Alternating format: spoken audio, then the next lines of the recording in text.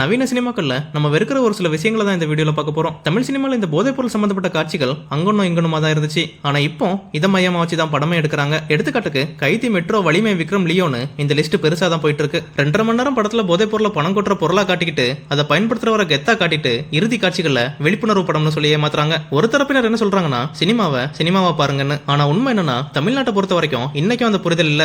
முக்கியமா இந்த புரிதல் இளைஞர்கள் மத்தியில இல்லவே இல்ல அப்படிங்கிறது தான் உண்மை. என்னதான் சமுதாயம் மேம்பட்டு அப்படின்னு சொன்னாலும் இன்னைக்கும் அதிகாலையில 3 மணிக்கு எழும்பி தனக்கு பிடிச்ச ஹீரோக்கு 50 அடிக்கு கட் அவுட் வச்சு அதுக்கு பாலாபிஷேகம் பண்ணி மொட்டை அடிக்கிற ஒரு படி மேல போய் மண்சோறு சாப்பிடுற அதிபுத்திசாலிகளும் இங்க இருக்கதான் செய்றாங்க. இந்த ஜென்மங்கள் எல்லாம் என்னைக்குமே சினிமாவா பார்க்க போறதே கிடையாது. அடுத்ததா சினிமால இருக்கிற இன்னொரு கெட்ட பழக்கம் என்னன்னா வட்டார வழக்குல பேசுறோம், ரியாலிட்டிக்கு நெருக்கமா படம் எடுக்கிறோம் அப்படிங்கிற பெயர்ல சமீப காலமா கெட்ட வார்த்தையோட ஆதிக்கம் தமிழ் சினிமால சர்வசாதாரணமாகிட்டு. சினிமாலயாவது சென்சார்ல இது போன்ற வார்த்தைகள் மியூட் செய்யப்படுது, ஓடிடி தளங்கள்ல அதுவும் கிடையாது. இப்ப சமீபத்துல கூட லியோ படத்துல நடிக்கிற விஜய் பேசிய அந்த கெட்ட வார்த்தை விமர்சனத்துக்குள்ளாச்சு. இதுல இன்னொரு விஷயம் என்னன்னா 5 வயசு சின்ன பையன்ல இருந்து 60 வயசு முதியவர்கள் வரைக்கும் எல்லாரும் அந்த வசனத்திற்கு டிக்டாக் வீடியோவும் செஞ்சாங்க. தமிழ் சினிமால இருக்கிற இன்னொரு கலாச்சாரம் என்னன்னா எத்தனை பேர் எங்க இருந்து சுட்டாலும் ஒரு புல்லட் கூட கதாநாயகன் மேல படவே படாது. இந்த மாதிரியான விமர்சனங்கள் அதிகமா எழுந்தனால இப்ப தமிழ் சினிமாவோட இயக்குநர்கள் அடுத்ததா எடுத்த புதிய யுக்தி தான் இந்த கேட்லிங் கன். எனக்கு தெரிஞ்சு கைதி திரைப்படத்தோட கிளைமாக்ஸ் காட்சியில தான் இந்த கண்ணை முதல்ல பயன்படுத்தி இருந்தாங்க. என்னதான் இந்த காட்சி கைதி படத்துல முதல் முறையா பார்க்கும்போது சிறப்பா இருந்தாலும் கூட இதே மாதிரியான கண்ணை பயன்படுத்தி எதிரிகளை கொல்ற காட்சிகளை